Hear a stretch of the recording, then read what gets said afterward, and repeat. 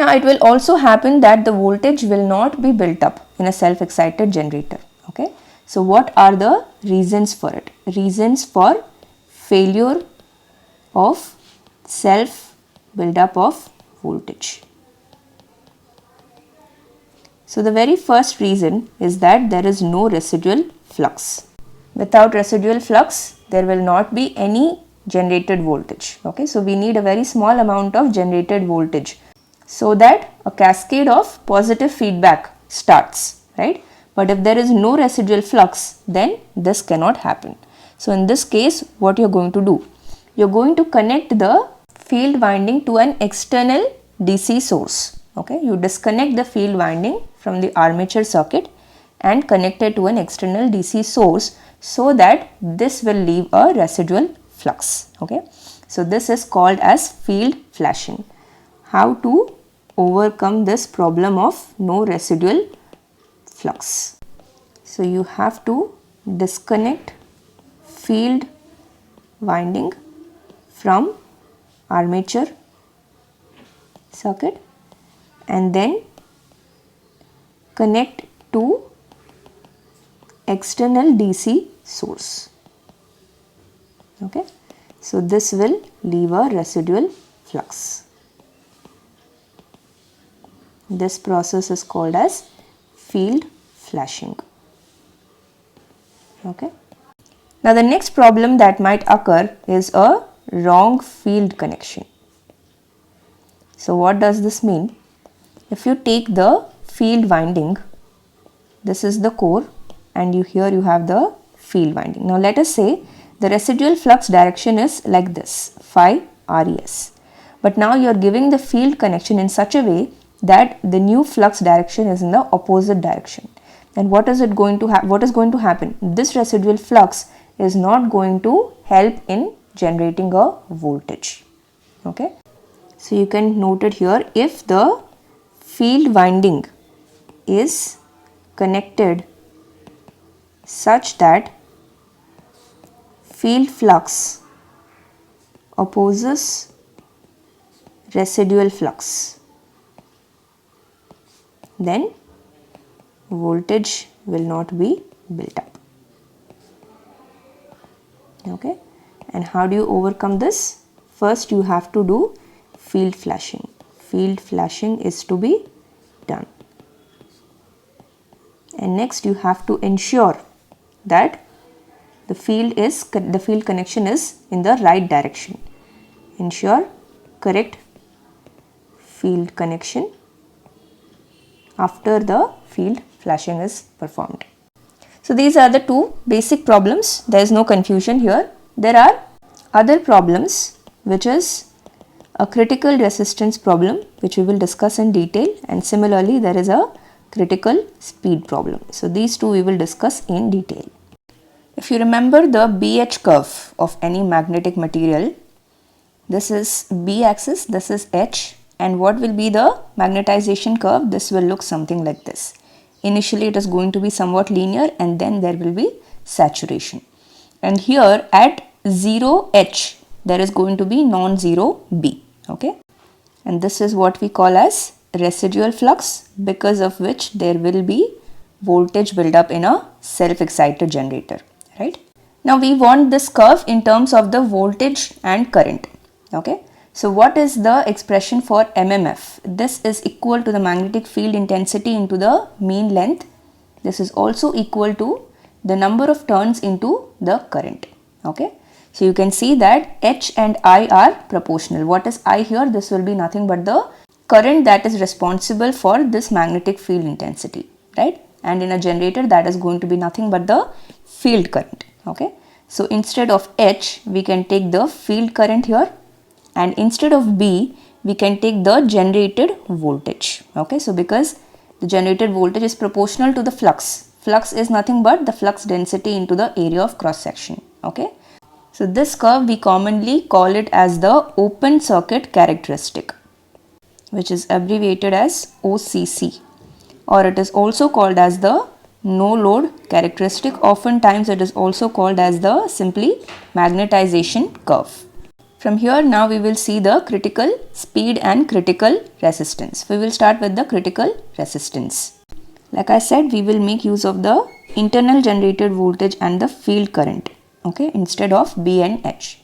Now we can also draw here one more characteristic, which is the field characteristic, okay. So what does this give? This gives the various values of field current for different internally generated voltages, okay. So you can write this. This is called as the shunt field characteristic. And what will be the slope here? The slope will be nothing but the field resistance. So this is equal to Eg by If, okay. So since we are considering at no load, the resistance is simply equal to the generated voltage divided by the field current instead of the terminal voltage, okay. So now initially what is happening, because of this residual flux, there will be some generated voltage, non-zero generated voltage, okay, and because of that there will be some non-zero field current, okay. But once field current reaches this value, then the operating curve on the magnetization curve, this is going to again change, right. So you can see here this will rise to this point, okay, and once again because of this generated voltage, the field current will rise to this value, okay. So this is the value. And once again the operating point of the magnetization curve, it will change. In this manner it will keep on rising till what point? This point. So this is what we call as the steady state point, okay, because at this point both of the curves, they are coinciding. So the generated voltage will build up till this point. So this is the process of voltage buildup. I hope that now you have more clarity about this. Now imagine that the field resistance that we have here, we took a certain value. Now let's say we are decreasing the field resistance. So if we decrease the field resistance, it means that the slope is being decreased. So this is going to be the new field characteristic, okay. Now what if the field resistance is increased? In that case, then the slope is going to be increased, okay. So let us say the curve is something like this, okay. Further, if you increase, it is going to be something like this. So now let us take the field resistances as Rf1, this is Rf2, Rf3 and Rf4. So what is the relation here? Rf1 is greater than Rf2, which is greater than Rf3, which is in turn greater than Rf4. Now if you see here, Rf3 and Rf4, they have a proper intersection point. But if you take Rf2, then what is going to happen? What is happening here? The curve is almost parallel to the magnetization curve. What about Rf1? Here the intersection point is at very small value of the generated voltage. Okay, in this case there will be no voltage buildup, obviously, because here itself we are getting the intersection point. Okay, so from this what do you understand? If the resistance value is above a certain value, then there will be no buildup of voltage. This is the problem of critical resistance. So what is the critical resistance here? This Rf2 we take as the critical resistance because here the curve is these two curves are almost parallel. So if resistance is slightly greater than this, then the buildup won't be present. If it is slightly less than the critical resistance, then you can see some buildup. Okay. So here Rf2 is the critical resistance, and let us take this critical resistance as Rc. So now what is the condition? If the resistance is less than the critical resistance, only then there will be voltage buildup. Okay. So which resistance are we talking about here? The field resistance. So this is about critical resistance. Then what about critical speed? So if you can see here, this no load characteristic or the open circuit characteristic we have seen, this is for a particular speed. Let us say some N1. We ourselves will be rotating the prime mover, right, at a particular speed. So we can control the speed of the generator. In the motor, we can control the given voltage, okay, and there the speed will be the output, but here speed is the input. Now if you increase the speed, what will happen? For the same value of field current, the generated voltage is going to be higher. So here also you are going to get a critical speed value.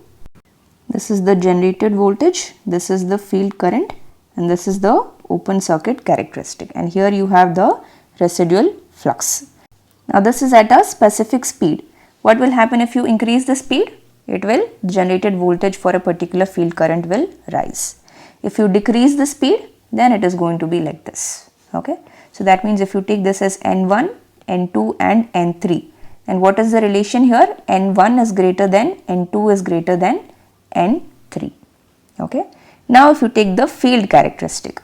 So here let us say this is the field characteristic. So at a particular value of resistance Rf. Okay. So when we were considering the critical resistance, we took at a particular speed. Now in order to find out the critical speed, we take for a particular field resistance. Now for this field resistance, you can guess here which is the critical speed. You can see that N1 intersects with Rf. There is a proper steady state point. And N2 characteristic, if you see, these are almost parallel. Okay. So at N2 and N3, there won't be any buildup of voltage. But at N1, there will be a buildup of voltage. So what will be the critical speed here? It is going to be N2. Okay. So because if speed is above N2, then there will be a steady state point, there will be proper intersection, and if speed is less than N2, then there is not going to be the voltage buildup. So here N2 is the critical speed. Okay. So from here what you get? The speed should be greater than the critical speed. We will take the critical speed to be NC. So only if speed is greater than NC, there will be voltage buildup. Only then voltage buildup will occur. So always remember, this is for a particular field resistance Rf.